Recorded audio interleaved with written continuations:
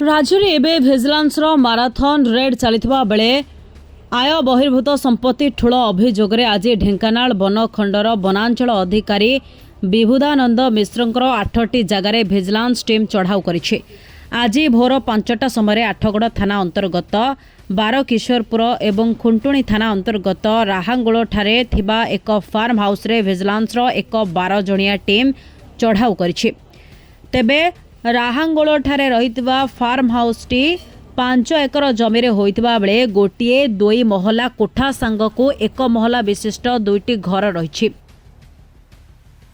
37,000 कुकुड़ा रहितबा भली 2टी शीतताप नियंत्रित कुकुड़ा फार्म रहिछि, जहार आनुमानिक मूल्य पाखापाखि 2 कोटी टंका।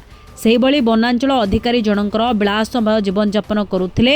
उक्त फार्म रे मयूर, ठेकुआ, विभिन्न प्रजातिर देशी विदेशी चढ़ई, बतक, देशी कुकुड़ा विभिन्न जहाँकि देवादेवींकर बड़ बड़ प्रतिमूर्ति निर्माण करने सहित एक पार्क मध्य रही सेठी एवं सेठारे दोली ठारू आरंभ कर समस्त प्रकार मनोरंजन व्यवस्था मध्य रही।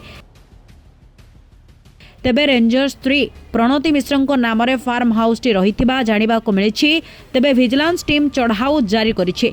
चढ़ाऊ पर संपूर्ण तथ्य आसिबा पर गणमाध्यम को वर्तमान सामना रे तथ्य रखिथिले विजिलेंस टीम प्रकाश करिछि।